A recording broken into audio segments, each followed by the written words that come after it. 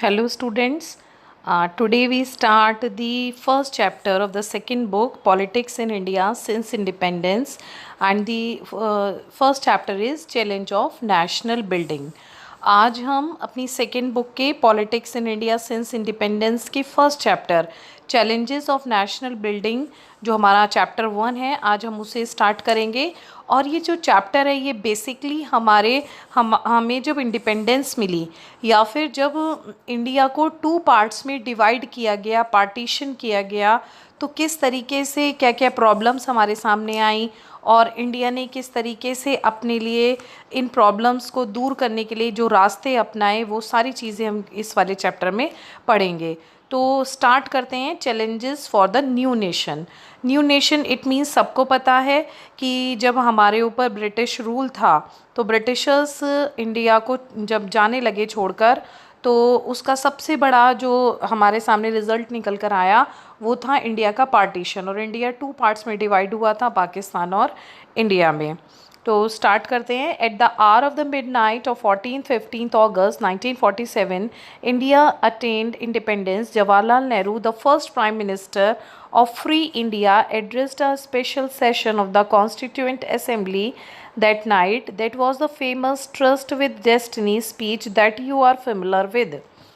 जब भारत को आज़ादी मिली 15 अगस्त 1947 को, 14 अगस्त 1947 को जब इंडिया को इंडिपेंडेंस मिली, तो जो हमारी फ्री इंडिया के फर्स्ट प्राइम मिनिस्टर थे, कौन थे first prime minister? Pandit Jawaharlal Nehru. तो उन्होंने कॉन्स्टिट्यूएंट असेंबली में अपना एक भाषण दिया और उसको मतलब वो बहुत ही फेमस स्पीच थी उनकी, और उस स्पीच को किस नाम से जाना था? Trust with destiny.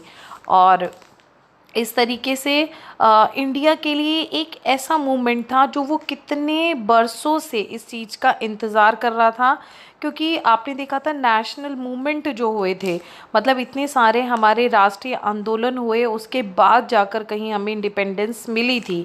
तो इस इंडिपेंडेंस के बाद अब हमारे लिए सबसे बड़ा क्वेश्चन क्या था कि सबसे पहली बात कि our country through democratic government, कि हमारी कंट्री कैसे रन करनी चाहिए? डेमोक्रेटिक गवर्नमेंट से चलनी चाहिए। Second thing, the government will be run for the good for all. साथ में जो गवर्नमेंट काम करेगी वो किसी एक के लिए नहीं बल्कि सबके भले के लिए करेगी। स्पेशली किसके लिए?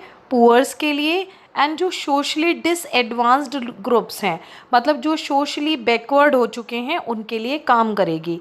तो इस तरीके से इंडिया को फ्रीडम तो मिली, लेकिन इंडिया को जो फ्रीडम मिली थी वो इतनी डिफ़िकल्ट सर्कमस्टांसेस में मिली थी, इतनी ज़्यादा परेशानियों के साथ मिली थी कि सबको पता है कि पार्टीशन में कितने लाख लोगों को अपने घरों को छोड़ना पड़ा था, कितने लाख लोग पार्टीशन से एक जगह से दूसरी जगह गए थे।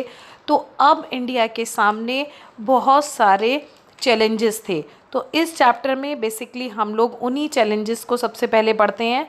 तो अब आते हैं हम लोग अपने नेक्स्ट टॉपिक पर, 3 चैलेंजेस। आखिर वो 3 मेन चैलेंजेस इंडिया के सामने कौन से थे? Broadly independent India face 3 kinds of challenges.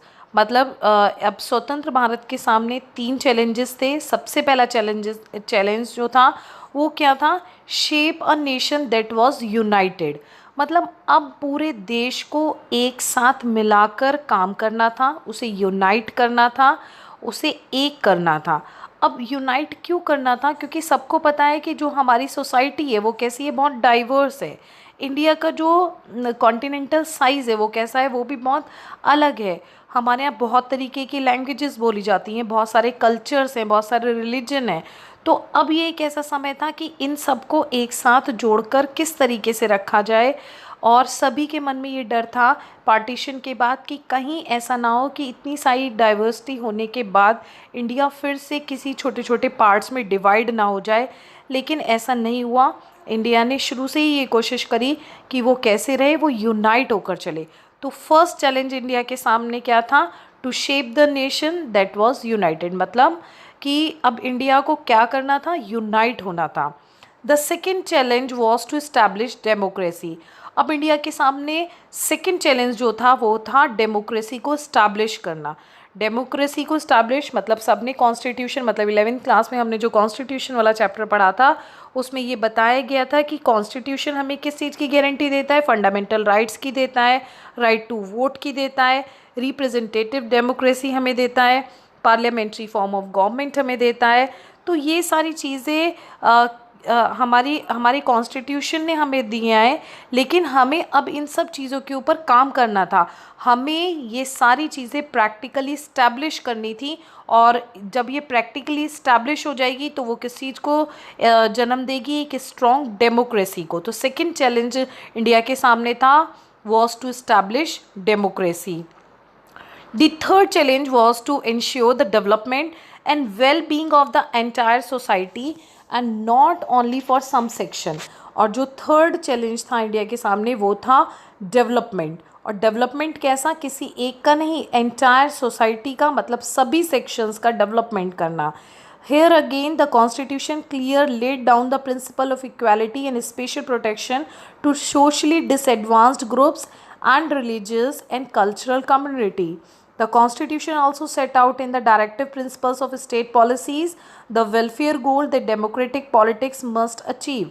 अब इंडिया ने अपने कॉन्स्टिट्यूशन के जरिए ये जो वेलबींग सोसाइटी या फिर सबके डेवलपमेंट की जो बात करते हैं वो किस चीज़ से शो होती थी, हमारी directive principles of state policies से। ये हमने 11th में पढ़ा था कि directive principle of state policies क्या होती हैं, कि वो किसी भी गवर्नमेंट को एक रास्ता दिखाती हैं कि वो किस तरीके से एक वेलफेयर सोसाइटी को डेवलप कर सकते हैं। तो इस तरीके से इंडिया के सामने 3 मेन चैलेंजेस हमने पढ़े। सबसे पहला चैलेंज हमने पढ़ा वो कौन सा था, the first and the immediate challenge was to shape a nation that was united. और सेकेंड चैलेंज हमने पढ़ा, और वो सेकेंड चैलेंज क्या था, टू स्टैब्लिश डेमोक्रेसी, डेमोक्रेसी को बनाना। और थर्ड चैलेंज था कि डेवलपमेंट, और डेवलपमेंट किसका, एंटायर सोसाइटी का, नॉट फॉर सम सेक्शन, मतलब किसी एक का नहीं, पूरे समाज का डेवलपमेंट। तो इस तरीके से इस चैप्टर में बेसिकली हम ये तीनों चैलेंजेस के बारे में पढ़ेंगे, और हम ये देखेंगे कि किस तरीके से इंडिया आगे मतलब इन चैलेंजेस को दूर करते हुए किस तरीके से उसने अपने आप को एक स्ट्रॉन्ग डेमोक्रेसी में कन्वर्ट करा।